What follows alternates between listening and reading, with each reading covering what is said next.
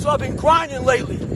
Had to go back to the fucking lab, readjust some shit in my brain, put a lot of miles in. Every day, run over 20 miles a day, getting up early, going to bed early, eating the right shit.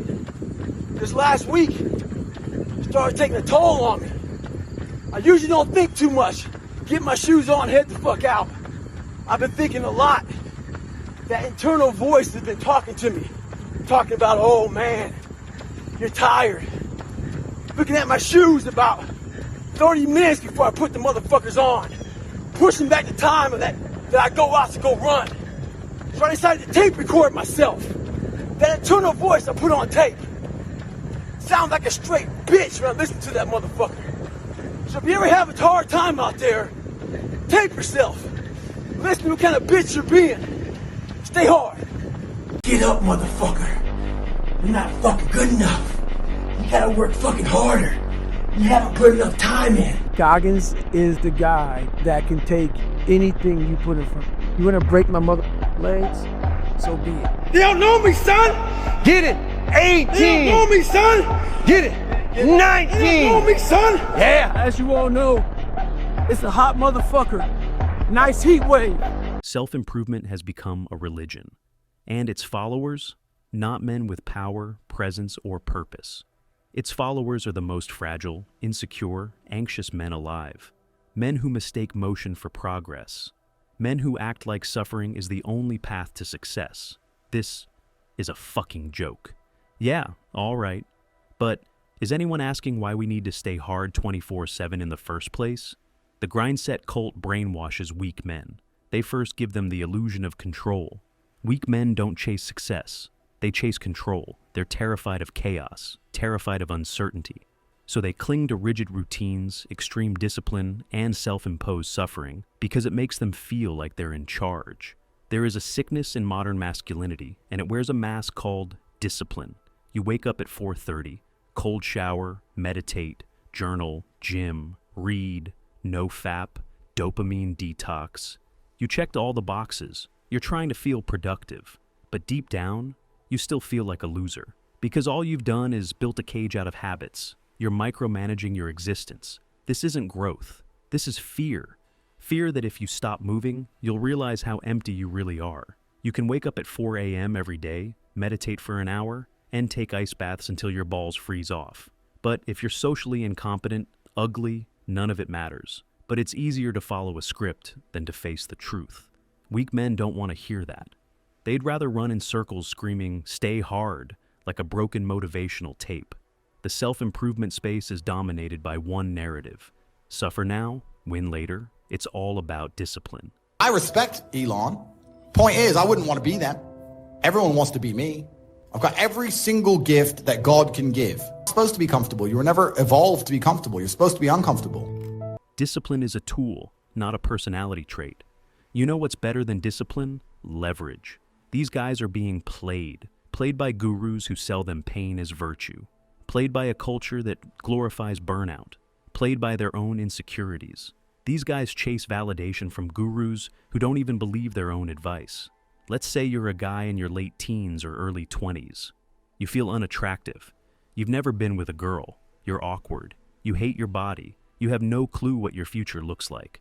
But instead of fixing the root issue, your looks, your environment, your habits, your trauma, you go online and you find a savior. You dive in head first. Cold showers, meditations, journaling, 4 a.m. wake-ups, iron discipline, monk mode, dopamine detox, reading 2 books a week, running until your knees give out. You feel productive. You feel like you're fixing yourself. But here's the truth. You're not fixing the core. You're adding layers to an empty shell. That's why you start treating life like a checklist of achievements, routines, and habits. You still have no charisma, no social life, no real joy, no depth. There's also the underdog cope. It's the ultimate fantasy. Weak men love underdog stories because they're still waiting for theirs. They think if they suffer enough, the world will finally reward them. They think if they hustle non-stop, they'll magically become the hero of their own story. But here's the brutal truth. Most underdogs lose. For every Rocky, there are a million guys who trained just as hard and still got knocked the fuck out. David Goggins didn't become rich by being hard. He became rich by convincing millions of soft men they could be like him. The myth of the underdog sells because it gives the hopeless something to chase, but it keeps them chasing forever because the chase itself is the product. You'll spend 5 years improving a self you secretly hate, and when you finally stop to look up, there's nothing there, just time lost, friendships missed, joy neglected. You trying to convince yourself suffering equals success. Real strength isn't about how much you can suffer, it's about how little you need to. Happiness isn't a future thing. Some people delay happiness like it's a reward for suffering. Enjoy the ride. Improve without obsession, work without burnout, and live without needing to prove something. Think about the stay hard mentality. On the surface, it sounds powerful. David Goggins, a man who has genuinely overcome incredible adversity, has a message of mental fortitude. But when that message is consumed by millions of young men who aren't training for Bud S, it becomes something else entirely. It becomes a stick to beat yourself with. Stop obsessing over being masculine. Stop tracking your behaviors like spreadsheets, and stop building your worth around morning routines. This obsession with self-improvement is what happens when men are raised by screens, by algorithms, by hustle porn. Look at the men who push this cult. David Goggins, screaming into microphones about pain and demons. Hamza, playing the big brother savior role. Jordan Peterson, telling you to clean your room while the world burns. Andrew Tate. What do they all have in common? They monetize your emptiness. You're not being empowered. They give you pain and call it purpose. They give you routine and call it masculinity. They give you trauma and call it character.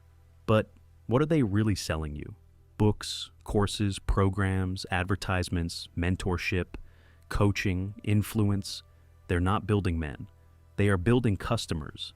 If the you you're trying to improve is already broken at the foundation, then the harder you work, the more you just build on a lie. This is why some of the most anxious, depressed, lonely men online are the ones who preach self-discipline the most. It's not strength, it's desperation in disguise. The majority of the self-improvement industry isn't here to help you.